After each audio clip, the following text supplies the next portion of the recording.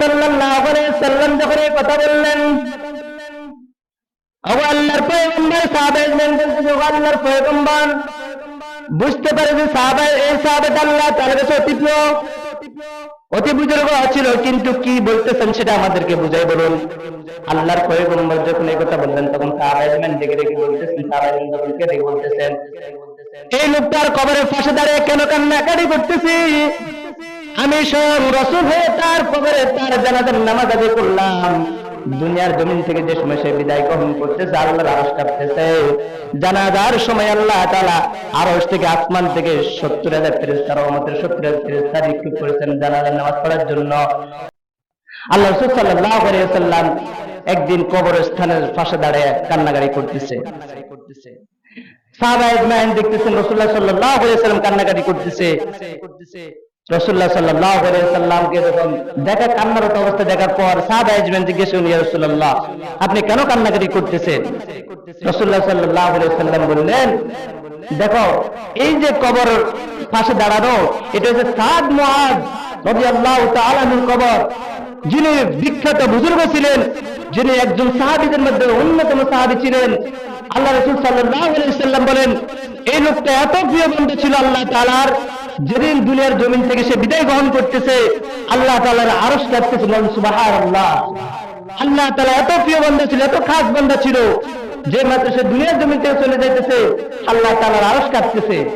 শুধু তাই না রে সাহাবী আজমাইন, শুনে রাখো, এই সাদ ইবনে মুআয রাদিয়াল্লাহু তাআলা যেদিন দুনিয়ার জমিন থেকে চলে যাইতেছে, জানাজার টাইমে আল্লাহ তাআলা আরশ থেকে, আসমান থেকে ৭০,০০০ রহমতের ফেরেশতা তার জানাজার মধ্যে প্রেরণ করেছেন। বলেন সুবহানাল্লাহ। রাসূলুল্লাহ সাল্লাল্লাহু আলাইহি ওয়াসাল্লাম যখন এই কথা বললেন, ও আল্লাহর পয়গম্বর, সাহাবায়ে বলতেছে, ও আল্লাহর পয়গম্বর, বুঝতে পারে যে এই সাহাবাটা আল্লাহ তাআলার কাছে অতি বুজুর্গ ছিল, কিন্তু কি বলতেছেন সেটা আমাদেরকে বুঝাই বলুন। আল্লাহর পয়গম্বর যখন এই কথা বললেন, তখন সাহাবায়ে ডেকে ডেকে বলতেছেন, সাহাবায়ে ডেকে বলতেছেন, এই লোকটার কবরের পাশে দাঁড়িয়ে কেন কান্নাকাটি করতেছি? আমি স্বয়ং রাসূল হয়ে তার কবরে তার জানাজার নামাজ আদায় করলাম। দুনিয়ার জমিন থেকে যে সময় সে বিদায় গ্রহণ করতেছে, আল্লাহর আরশ কাঁপতেছে। জানাজার সময় আল্লাহ তাআলা আরশ থেকে, আসমান থেকে ৭০,০০০ ফেরেশতা, রহমতের ৭০,০০০ ফেরেশতা নিক্ষেপ করেছেন জানাজার নামাজ পড়ার জন্য। আল্লাহ তাআলা তো প্রিয় বান্দা, এত সত্য, এই যে কবরের সামনে দাঁড়িয়ে কেন কান্নাকাটি করতেছি, দেখতেছি দুই সাইডের মাটিগুলো তারা ছাপ দিতেছে, আমি সহ্য করতে পারতেছি না। আল্লাহ তাআলার কাছে এই জন্য বলতে ইচ্ছা, তাসবিহ পড়ে আমি কান্নাকাটি করে আল্লাহ তাআলার কাছে বললাম, আল্লাহ, এই লোকটা তো দুনিয়ার জমিনে থাকা অবস্থায় নেককার ছিল, বুজুর্গ ছিল, আপনি তো তার জন্য এত মহব্বত করেছিলেন, তাকে এটা প্রমাণ দিয়ে দিলেন। ৭০,০০০ ফেরেশতা, রহমতের ৭০,০০০ ফেরেশতা তার জানাজার প্রেরণ করলেন। আল্লাহ, এতটা সত্য, তার কবরের কাছে চাপ দেওয়া হয়েছে কেন? আল্লাহ তাআলা এই কথা শোনার পর আল্লাহ তাআলা মাটিকে দমক দিয়ে বলে, স্তব হয়ে যাও। আল্লাহ তাআলার পয়গম্বর বলেন, মাটি স্তব্ধ হয়ে গেছে, কিন্তু আমি আর আপনি যদি বুজুর্গ করে খেয়াল করি, আমি আর আপনি কেমন বুজুর্গ হয়ে গেলাম।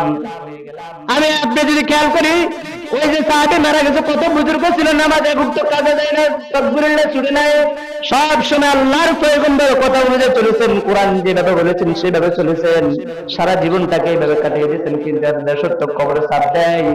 আমি আর আপনি যদি গতকালকের নামাজের যদি হিসাব করি, কিছু মানুষ তো নামাজ পড়ে না, যারা পড়ে না তাদের কথা বাদে দিলাম, যারা পড়েছে তারা বলতে পারবে কি আমি হক ভাবে নামাজ আদায় করেছি? কেউ বলতে পারবো না। আবার আপনার নামাজের সম্পর্কে যদি আল্লাহ তাআলা জিজ্ঞেস করে, বান্দা, তুমি যে গতকালকের জোহর নামাজটা পড়ো না, তুমি আমার কাছে কি জবাব দিবা?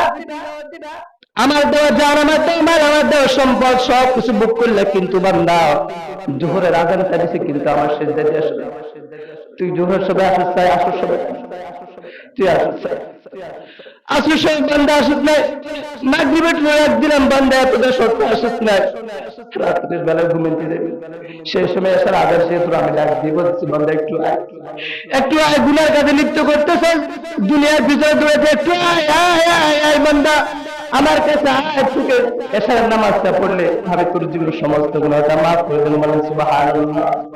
আল্লাহ তাআলা এত দাসত্ব বান্দা গুনাহ করেছো, অন্যায় করেছো, অপরাধ করেছো, আমি এত রহমান রহিম, আমার নামের শুরুতে তুমি নামাজের শুরুতে রহমান রহিম ডাক দিল।